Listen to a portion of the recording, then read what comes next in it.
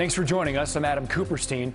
Another 500 New Yorkers have died from COVID-19. In any other time, that would be one thing only, tragic. But in the middle of this crisis, it's also evidence that New York may finally be past the peak. Governor Cuomo today reporting 507 New Yorkers have died from COVID-19 in the past 24 hours, and that is down more than 100 people since Friday. Also, the total amount of hospitalizations also continuing to drop.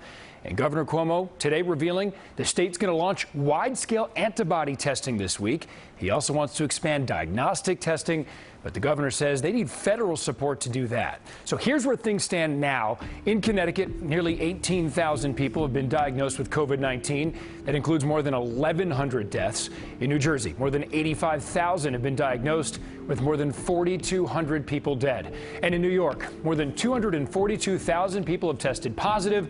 Nearly 14,000 people have now lost their lives during this pandemic there.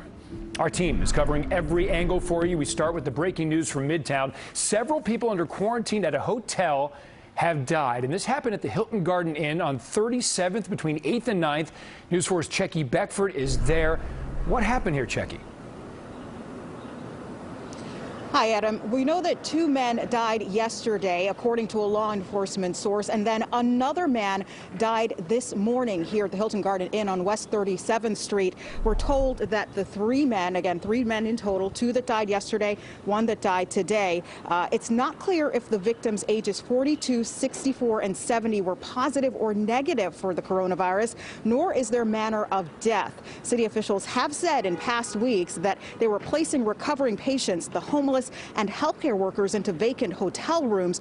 Thursday, Mayor de Blasio talked about the ramping up of 11,000 more hotel rooms to use for quarantining those who live in overcrowded, multi-generational households. There are many people in multi-generational homes, particularly in lower income communities, that just don't have a lot of space. And if there is a threat that someone might get infected in the home and it might spread amongst the members of that family, we have to guard against that. Now, that initiative the mayor is speaking about set to begin on Wednesday. Now, we did reach out to the mayor's office about this particular case here with these 3 people who died at this hotel, but we have not heard back yet at this point. We're live in Midtown. Checky Beckford, News 4 New York. Okay, Checky, thank you. Now, the other big headline tonight is about testing. Governor Cuomo says he's ready to ramp up testing in New York, and that could start with the test that's really critical if you want to restart our economy. News 4's Adam Harding live for us near Mount Sinai with the governor's plan on that front. Adam. And Adam, we still don't know the timeline of when the economy will be reopened, but we know as more hospital sites like the one behind us continue to go up throughout the city and the state, we now know the number of hospitalizations appears to be on a downward trend. And now the governor is opening up about new plans to begin antibody testing. Those will begin in a matter of hours. Tonight, encouraging news from across the state in the fight against the novel coronavirus. The infection rate is slowing, but the state could soon see the full scope of the virus as it begins antibody testing in the coming days. This will be the first true snapshot of what we're really dealing with. Today, Governor Cuomo toured the Long Island testing lab, saying New York will begin what he calls the most aggressive statewide antibody survey in the country starting Monday. It will give a better picture of just how many were infected. We're going to sample people in the state, thousands of people in the state, across the state, to find out if they had the antibodies.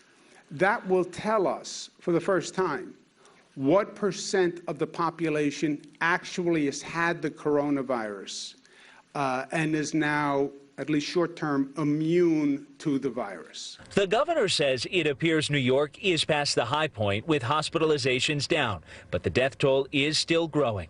State Supreme Court judge and former city councilman Noak Deer died early Sunday after contracting the coronavirus. Just the idea that he's not here anymore?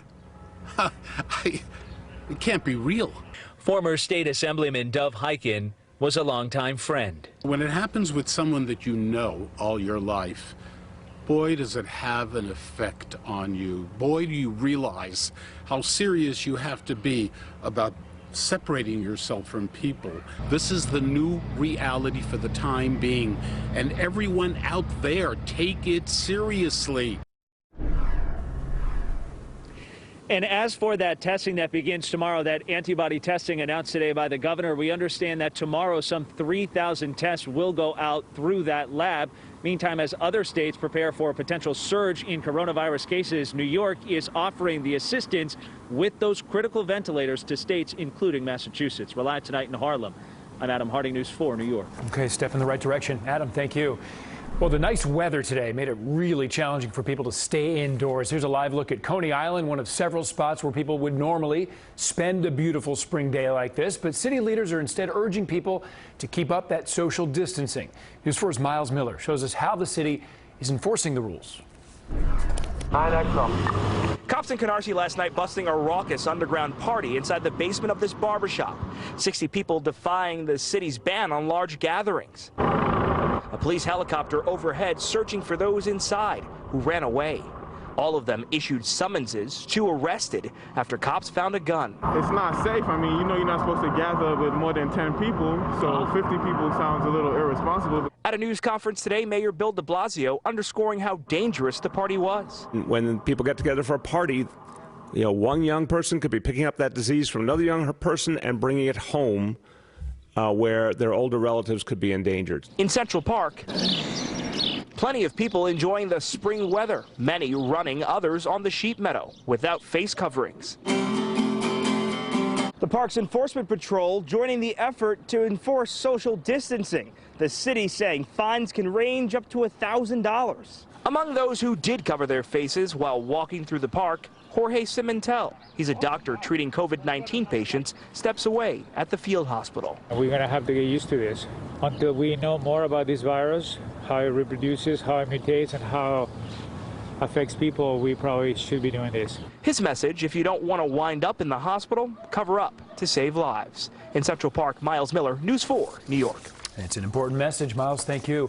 In New Jersey now, hospitalizations down for the 4th day in a row, but nearly 4,000 new cases of coronavirus were confirmed there today. State officials say more than 85,000 people have been infected. 132 new deaths were announced today, and that brings the total to 4,200 people lost. State data shows 40% of the people who died were living at long-term care facilities. Now, the Joint Task Force, comprised of leaders from Northeast states, has now appointed a council.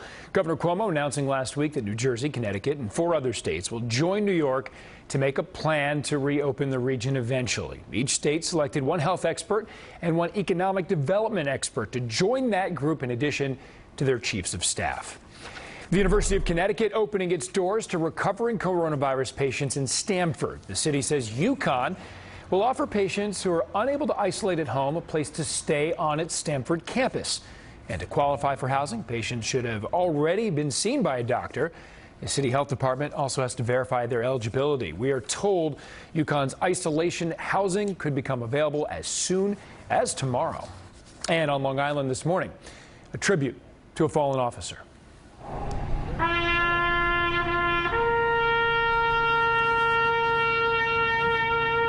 This hospital salute, along with a line of duty death service, held for 52-year-old Sergeant Joseph Spinoza of the Sands Point Police Department. Sergeant Spinoza contracted COVID-19 while he was on duty, just months away from celebrating 20 years with the department.